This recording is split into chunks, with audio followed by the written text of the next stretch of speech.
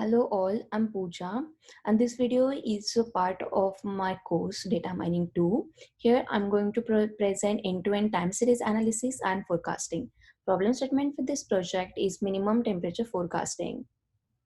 Agenda for today will be introduction, data exploration, then data modeling, some of the models, and then conclusion. So an introduction to this project is, as I said, this is a task of temperature forecasting using several models like persistent model, auto-regression model, and some of the others. We'll cover that later. After data modeling, model performance is evaluated using the mean absolute error measure. Model with the least MAE will be considered as the best model among all with the forecasting. Finally, the keywords, this will be the major keywords coming in this project. So let's start with the data exploration. This data set consists of 3,650 observations with the two features, date and temperature recorded at that date. Now, observations are recorded daily for 10 years from 1981 to 1990. Here I actually plotted the data, and as we can see that there is a recurring pattern over years that shows the seasonality.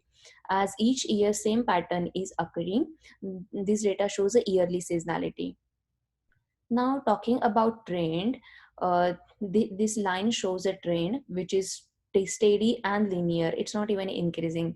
So this data shows linear trend. To dig up further in seasonality, I plotted the data just for the 2 years. And as we can see that in both the years, least to minimum temperature recorded is in June, July, and the maximum minimum temperature recorded is in the May. To analyze further, I decomposed time series in trend, seasonal component, and noise. Now there are two models to decompose the time series, additive model and the multiplicative model. If time series shows a linear trend, then additive model can be used for decomposition. Whereas if time series shows quadratic trend, multiplicative model can be used. As this data shows linear trend, I used the additive model. Here is the actual decomposed parts and their graphical representation. So this shows the actual data, this shows the trend, this shows the seasonality present in the data, and then these are the residuals, which is called as noise as well. So next major part is data modeling. So let's start with the persistent model. Persistent model is a very naive approach for the forecasting. It takes the t recorded value at the time t as a forecasted value for time t plus 1. So today's recorded minimum temperature will be considered as a forecasted value of tomorrow's minimum temperature. This is not very smart way for forecasting, but this model is very important because it can be used as a benchmark for checking the performance of the other models and for analyzing the time series. If no other advanced model can perform better than the persistence model, then that time series is a random walk. Now random walk is a kind of path this guy followed from the pole. Now in this path there is no underlying pattern and no information. So if the time series is a random walk, then we cannot extract any information, and it consists of the random number. So it cannot be analyzed and cannot be forecasted. So this model is important, that works as a benchmark. Now here is the model implementation. As forecasted value will be the one time prior recorded value. So shift performs the shifting operation, and as I said here, one, it shifts all the recorded temperature one time ahead, which gives me the predictions. And here now the model evaluation, mean absolute error recorded is 2.025. So in all models are good which shows the MAE less than 2.025. Here is the graphical representation. Prediction shows the predicted values in red, and blue is the actual values. As we can see that actual and the prediction are the exactly same lines. It just actual is one time behind the prediction. This is what exactly persistent model does. The next model I worked on is auto-regression model. Now, auto-regression model is very similar to the regression model used for prediction problem.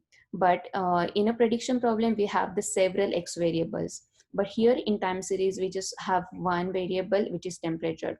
So to create the set of X variables, auto-regression model considers the lag values as the variables.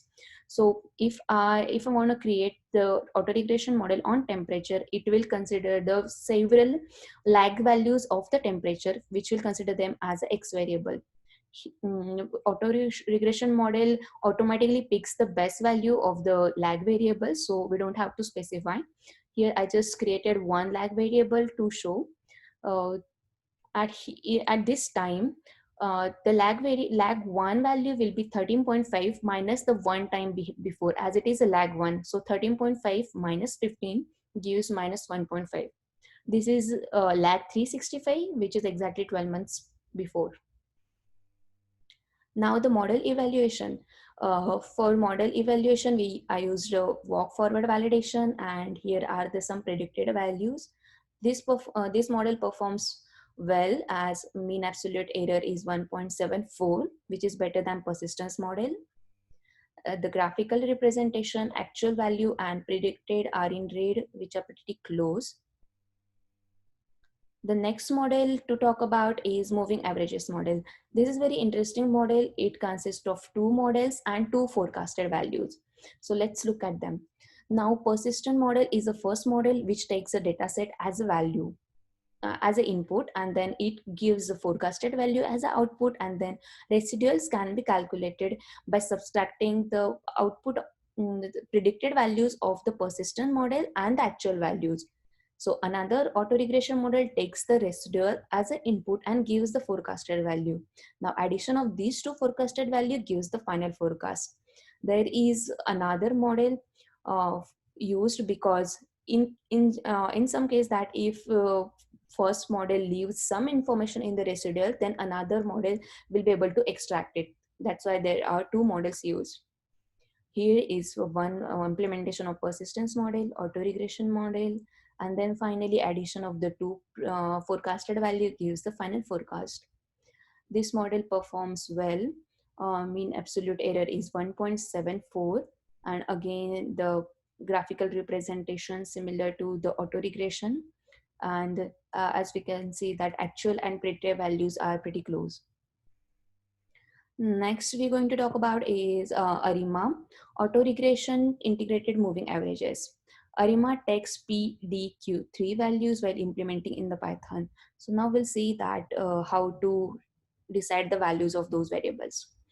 To decide the value of the D, I plotted the data. As this shows a linear trend, D will be 1. If this shows a quadratic trend, then D will be 2. So to decide the value of Q, I looked at the autocorrelation plot.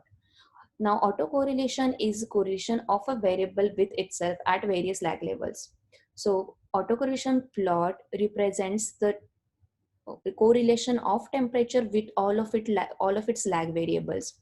And how should I find the optimal value of the Q? Optimal value of Q is just before this line enters into the confidence interval, which is shown by the dotted line.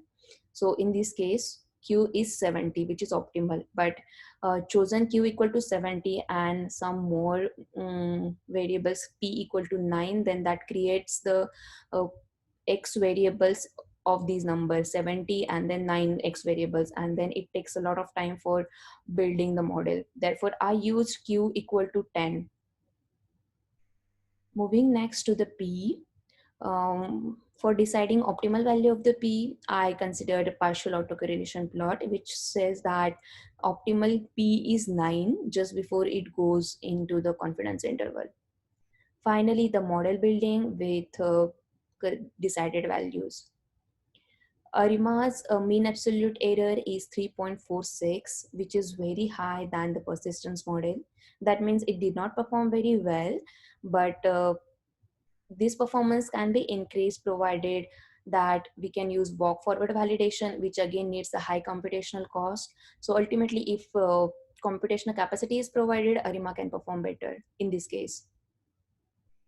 Again, the graphical representation, red line presenting predictions is fitting poorly, but it follows trend and not the seasonality which is present in the actual data.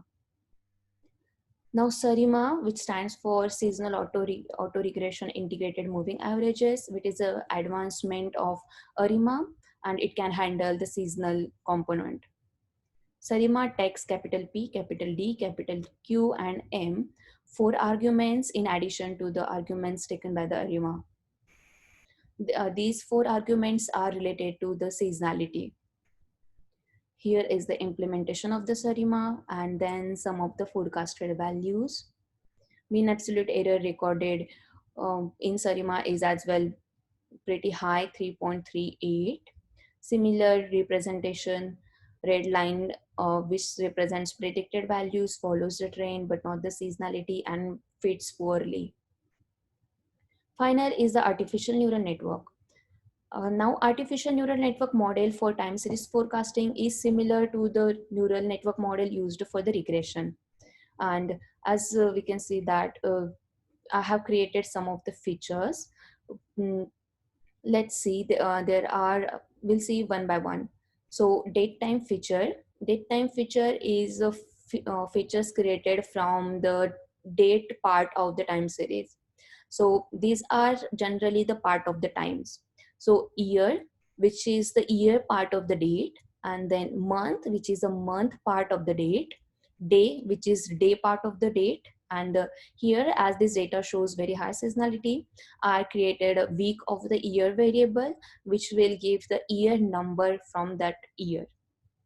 Next is a lag feature. Lag feature are the values of recorded variables at the prior step, as it makes sense to consider today's, yesterday's, and past 7 days temperature while forecasting tomorrow's temperature.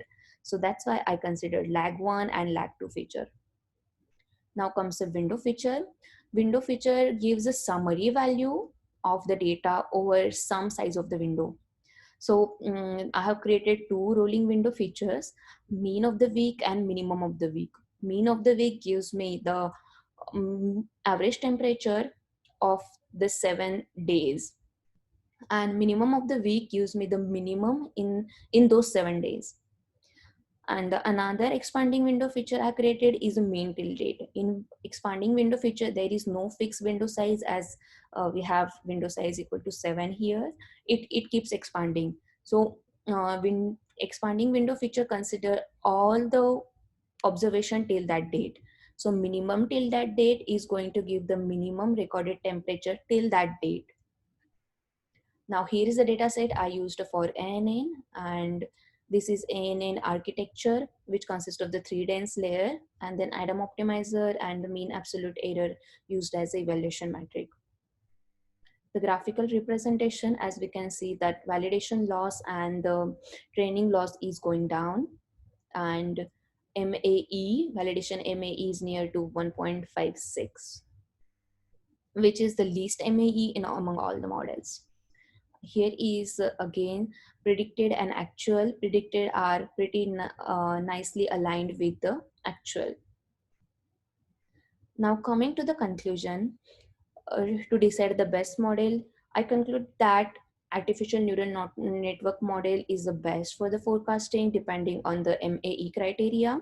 As autoregression performs well, we can consider that as another potential model for the forecasting.